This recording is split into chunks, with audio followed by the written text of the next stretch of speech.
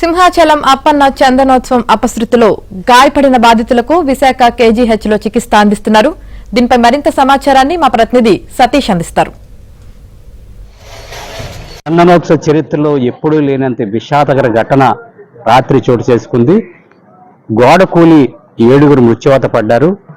రాత్రి 2:30 గంటల తర్వాత ఈ ప్రమాదం చోటు చేసుకుని తెలుస్తుంది. ఒక పక్క ఈదురుగాలులు, భారీ వర్షం కురవడంతో గోడ 300 క్యూలైన్లపై పడడంతో అటుగా వెళ్తున్న భక్తులపై పడడంతో ఈ ప్రమాదం చోటు చేసుకుంది. ప్రమాదంలో 7 మృత్యువాత పడ్డారు. ఇందులో 3 మహిళలు, 4 పురుషులుగా తేలింది. అయితే ఇప్పటి వరకు అయితే మనకు తెలిసిన సమాచారం వరకు 3లో శేషగిరి అనే వ్యక్తి తూర్పుగోదావరి చెందినవాడిగా గుర్తించారు.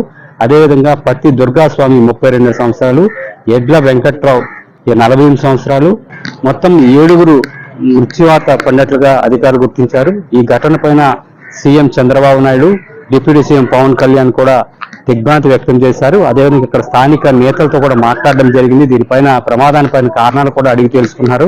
ఎవరైతే గాయపడ్డారో వారికి మెరుగైన వైద్యం కూడా అందించే విధంగా ఎప్పటికప్పుడు అధికారులతో సమీక్ష అవుతున్నారు. ఘటనా స్థలానికి హోంశాఖ మంత్రి వంగలపూడి అనిత, అదేవిధంగా జిల్లా కలెక్టర్, జాయింట్ కలెక్టర్ కూడా నేరుగా ఉండి పర్యవేక్షిస్తున్నారు. కానీ ప్రమాదం జరగడం అయితే ఈ చాలా దుర్ఘటన జరగడం చాలా బాధాకరం. ఎందుకంటే ఎప్పుడూ లేనంత విధంగా ఇట్లా ప్రమాదం జరగడం, ఇంతమంది చనిపోవడం కూడా చాలా దురదృష్టకరం అని చెప్తున్నారు. కానీ ఎప్పుడు ఏర్పాట్ల విషయంలో కూడా చాలా నిబద్ధతతో ఎప్పుడు లేనంత విధంగా సమీక్ష నిర్వహించి రౌండ్ టేబుల్ ఏర్పాటు చేసి ఇంత జాగ్రత్తలు తీసుకున్నప్పటికీ కూడా ఇటువంటి దుర్ఘటన జరగడం అయితే బాధాకరం.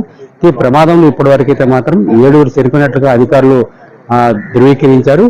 మరికొంతమంది గాయపడిన తెలుస్తుంది. వారి పరిస్థితి కూడా బాగానే ఉన్నట్లయితే ప్రశ్న చేస్తుంది. వారికి మెరుగైన వైద్యం అందించాలంటూ కూడా సీఎం కూడా వారికి ఆదేశాలు జారీ చేసినట్టు తెలుస్తుంది. కానీ ప్రమాదానికి సంబంధించి ఇప్పుడు ఘటనా స్థలంలో ఎన్డీఆర్ఎఫ్, ఎస్డీఆర్ఎఫ్, స్థానిక పోలీసులు కూడా ఆ ప్రమాదంలో ఆ యొక్క సహాయక చర్యల్లో పాల్గొన్నారు.